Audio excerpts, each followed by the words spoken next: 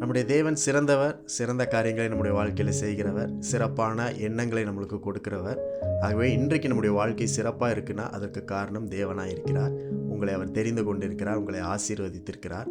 அவரை போல ஒரு நல்ல தேவன் இல்லை. மத்தேயு 7ஆம் அதிகாரம் 7ஆம் வசனத்தில் எப்படி இருக்கு? கேளுங்கள், அப்பொழுது உங்களுக்கு கொடுக்கப்படும். தேடுங்கள், அப்பொழுது கண்டடைவீர்கள். தட்டுங்கள், அப்பொழுது உங்களுக்கு திறக்கப்படும். ரொம்ப நல்ல வசனம், நம்மளுக்கு நல்லா தெரிஞ்ச வசனம். தொடர்ந்து இந்த வசனத்தை படிக்கும் பொழுது தேவனை நம்முடைய பரலோக பிதாவாக, தகப்பனாக இயேசு கிறிஸ்து அங்க போர்ட்ரே பண்ணி சொல்லுகிறார். இயேசு கிறிஸ்து நமக்காக ஒரு சிறப்பான காரியத்தை செஞ்சிருக்கிறார். அது என்னன்னா, எல்லா சிக்கலான வழிகளையும், சிக்கலான மெத்தட்ஸ் எல்லாவற்றையும் ஆண்டவர் நம்மளுக்கு சுலபமாக மாற்றி கொடுத்துட்டார். இந்த பழைய ஏற்பாடெல்லாம் படிக்கும் பொழுது சும்மா சாதாரணமாக ஆண்டவர்கிட்ட எதை கேட்டாலும் கிடைக்காது.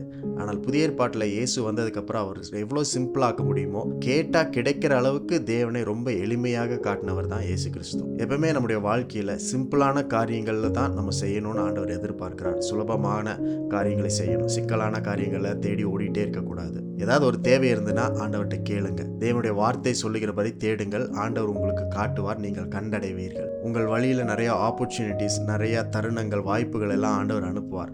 அதை நீங்கள் ஒவ்வொன்றா தட்டும் பொழுது, நீங்கள் ட்ரை பண்ணும் பொழுது ஆண்டவர் அது உங்களுக்காக வாய்க்க செய்வார். அவருடைய சித்தத்தின்படி எது உங்களுக்கு சரியானதோ அதை வாய்க்க செய்வார். ஒரு 10 ஆப்பர்ச்சுனிட்டிஸ், 10 வாய்ப்புகள் உங்களுக்கு கிடைக்கிது அப்படின்னா அந்த 10மே உங்களுக்குரியதாக இருக்காது. இந்த 10ஐயும் நீங்கள் ட்ரை பண்ணும்பொழுது அதில் எது சிறந்ததுன்றதை தேவன் உங்களுக்கு காட்டுவார்.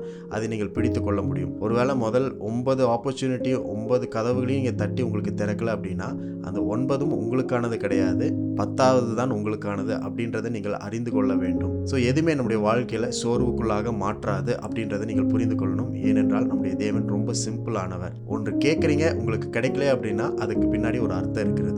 ஒரு காரியத்தை தேடுகிறீர்கள், உங்களால் கண்டடைய முடியல அப்படின்னா அதற்கு பின்பதாக ஒரு அர்த்தம் இருக்கிறது, அதற்கு பின்பதாக ஒரு நோக்கம் இருக்கிறது. நிறைய ஆப்பர்ச்சுனிட்டிஸை ட்ரை பண்ணிட்டேன், ஆனால் எதுவுமே எனக்கு திறக்கப்படலை அப்படின்னு நீங்கள் நினச்சிங்கன்னா அந்த திறக்கப்படாததுக்கு ஒரு காரணம் இருக்கிறது. ஆண்டவர் ரொம்ப சிம்பிளானவர். நம்ம என்ன பண்ணுவோம்னா, ஏன் இது எனக்கு நடக்கலை, ஏன் இது வாய்ப்பு எனக்கு கிடைக்கல, ஏன் இந்த ஆசீர்வாதம் எனக்கு வரலன்னு சொல்லி ரொம்ப நிறைய கேள்வி கேட்டுகிட்டே இருப்போம். ஆண்டவருடைய ஆன்சர் ரொம்ப சிம்பிளாக தான் இருக்கும்.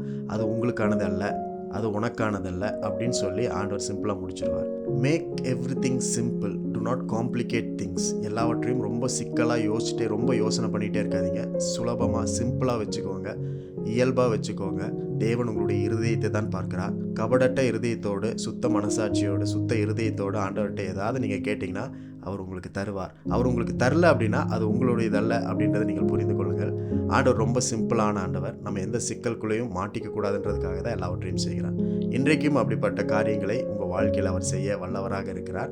தொடர்ந்து கேட்டுக்கொண்டே இருங்க, தொடர்ந்து தேடிக்கொண்டே இருங்க. உங்களுக்கான ஆப்பர்ச்சுனிட்டிஸை நீங்கள் பார்ப்பீங்க, உங்களுக்கான கதவுகள் கரெக்டாக திறக்கப்படுறதை நீங்கள் பார்ப்பீங்க.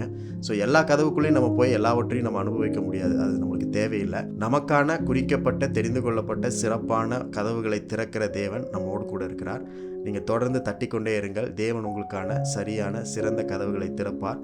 அதற்குள்ள தேவனுடைய பிரம்மாண்டமான ஆசீர்வாதத்தையும், அபிஷேகத்தையும், உயர்வையும், செழிப்பையும் நீங்கள் பார்க்கும்படிக்கு ஆண்டவர் இந்த நாள் உங்களுக்கு கொடுத்திருக்கிறார்.